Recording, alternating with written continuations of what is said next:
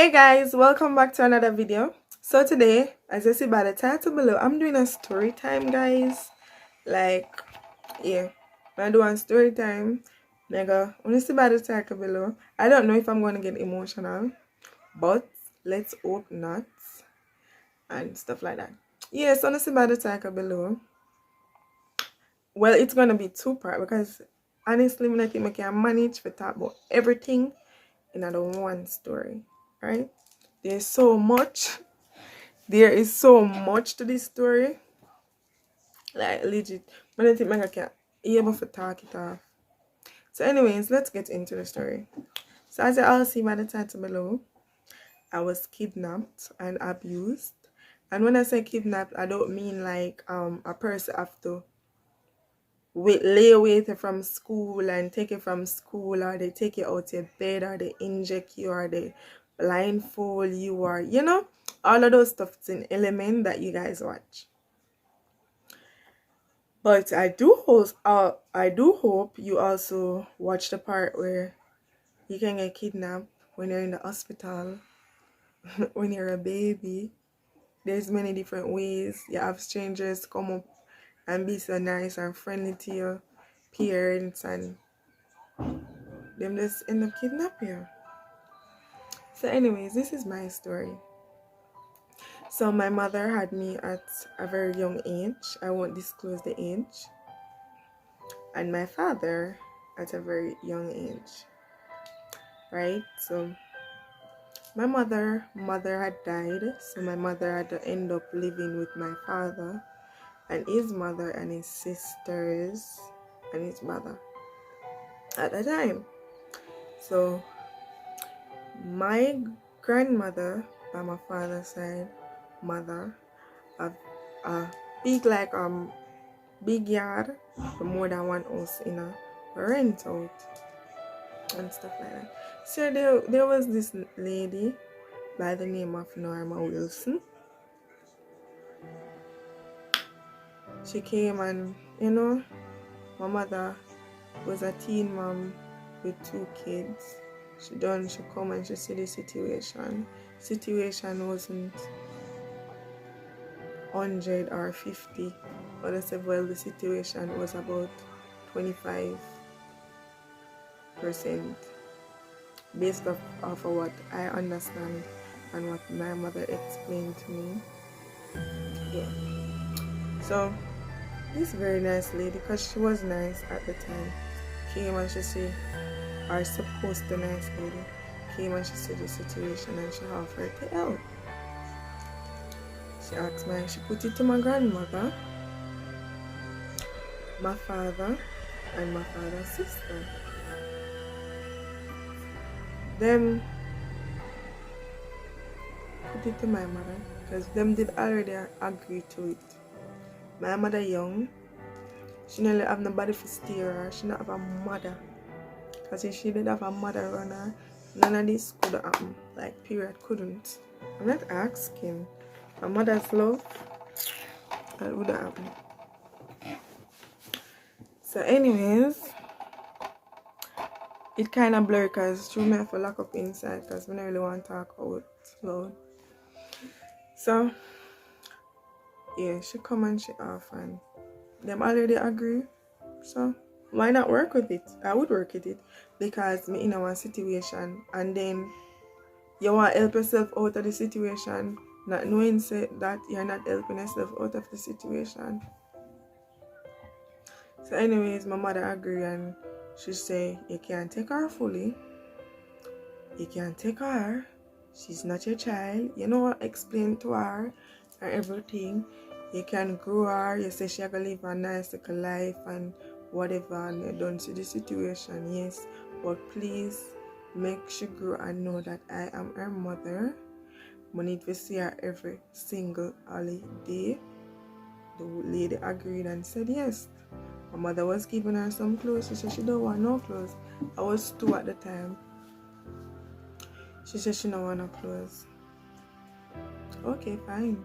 I mean, I'm going to live a better life. That's what she said. So my mother now got forced to say, alright, then she have to get the clothes then. I have a smaller sister. Smaller sister can wear them. So anyways, the lady take me and everything. Father agreed, granny agreed, mother agreed, and auntie agreed. Right? My mother used to, call the lady used to sell half a tree. My mother used to go half a tree, comb my ear. Shushna? Comb my ear. And so, all of a sudden, the lady stopped selling half a tree. She can't see me. She not get no contact with me. Nothing at all. Remember, the people them never give them pitney. You offered to help and them take the help. But you overdid it. You wanted a child for yourself. You wanted someone to call you mommy. But at the end of the day, you never treat that child how you're supposed to treat that child. You verbally abuse that child. You make me grow with a sense of low self-esteem. I'm not here to bash anybody or anything. I'm just here to tell somebody when maybe I got through a similar situation. Or so, if you just hold on, because things are gonna get better and never give up. So anyways, when I was 6, years passed, my mother could see me, my mother didn't hear me. When I was 6, the house phone rang. Luckily, I was the one who picked up the house phone. When I picked up the house phone, there was this lady on the phone. She was being so nice and she was like, I am your mother. I mean, like, she did at school. How do you explain that? She said, I am your mother. I tell the woman, which time I live? Which time I school there? I'm talk intelligent because the lady brought me to talk intelligent. So I was speaking, you know, like, yes, I'm going to Rosemont Primary and Junior High School. I'm in grade 1. No, I'm in grade 2. I'm in grade 2. Come on, never go grade 1. I'm in grade 2 and I don't play with dolls and stuff. Anyways, when I come off of the line, I said it to the lady. Tell her that someone called the phone telling me that they're my mom and all of that. You know, your fitness, they bleed out everything. Best believe, in another time, my school changed. No time, my school has changed. I leave from Rosemont Primary, start with Jericho Primary. I'm gonna hear nothing more about the story then. But I remember one time, I think I was about 8, her husband, because she named Norma Wilson, her husband named Delora Wilson, and me named Tiffany Wilson. The woman registered me. The woman, my birth paper state that she had me at Linstead Hospital. Every single thing. I can show them my birth paper. So she had me at Linstead Hospital. She do this, she and everything. But anyways, I remember when I was 8, every minute her husband, I don't know if I eat, make she and her husband pull up. I still don't know the truth of why she and her husband end up at a pull up.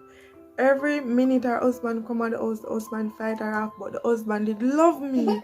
He always give me money. I'm always excited to see him. And when I see him, I'm like, Daddy, Daddy, not knowing that he's not my dad. But he not tell me that. Right? He not tell me that. So, him and I getting a look at allegations and thing, and police involved because him end up backward a chick pan her. So when the police come, the police say, whose child is it? So instead of them say both of us child, I only hear my mother give out, the person I call mommy give out and say, it's my child. But I still not study that because I'm small. I not study that. You know, when it all made sense and I remember everything is the day my mother came and found me. It all made sense. I was verbally abused. I was physically abused. It's like, alright, the lady treat me in her center. I'm a sell a market. you know, I hustling that, so I don't call that as abuse. But what mother call it abuse now is that you labor me for do your work because I'm a good seller girl. You brought me, you train me, I see how you sell, me see the other little people themselves. And whenever I'm hungry and I ask you for something to eat, you're telling me that I am not hungry until you're hungry. You send me go buy soup, a juicy beef, buy a big bowl of soup, so, and one patty. You drink up the soup, and you give me half of the patty. People see that out of instead. You hear? Shh, shush notation. Or come out. Instead, everybody see how she treat me. Yes, she made me get a visa. But at the end of the day, how did you make me get a visa? I'm thankful. Yes, I am grateful. I'm thankful for her so she never killed me. But I could have died. I could have died of hunger. I could have taken the verbal abuse and go hang myself. I could have done many stuff. Many stuff. Not saying that I was this perfect little girl growing up, but I wasn't perfect because of a reason. Because from a tender age, I never see the connection, I never feel the connection because she wasn't my mom. So she not have the tenderness there towards me. Not saying that I never have moments where she kiss me or, you know, may I get one kiss her, you know. What me used to think of, I say, in a sense, you're getting older. When we reach 10, she say, what you want to eat? Not knowing that fish head was the cheapest thing on the menu at the time. Me depan, I want fish head. I want to go buy a pound of fish head right at Tip Top wholesale. I'm going to go buy it. And she buy her pound of flour and I'm getting 1 dumpling or 2 dumpling because she never feed me like. I remember when I was about 7, she lock up in the big house. Lock up in the big house by myself. I'm hungry.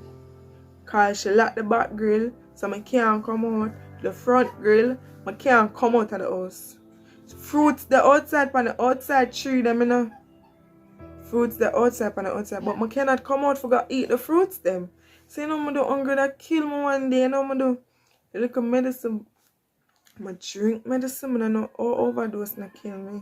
Because see my mother would have live with one tough, with something where she can't deal with because I'm hungry. While my mother thinks that me I live the better life and I wear hot things and things.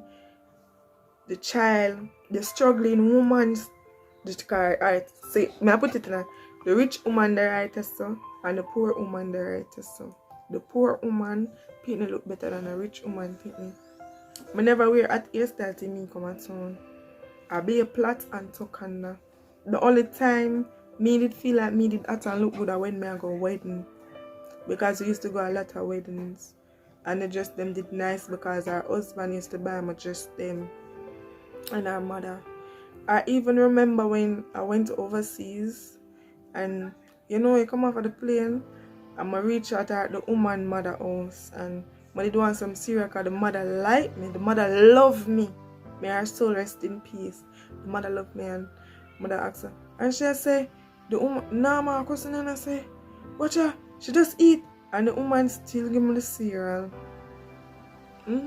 So kids always gravitate to persons that treat them nice. There's like times where I get all beat up at school and I not talk, I just cry because I can't tell her who I gotta defend me and me I gotta get the blame. Me I get the blame. It reach a time when I don't do nothing at school. Because at basic school me I do good.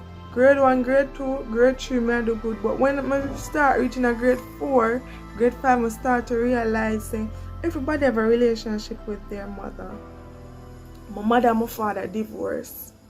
Yes, I see my father sometimes. Them time I don't know. My mama tell us I don't know about my real parents them. So that's how I meditate in my head. That's how I meds and things.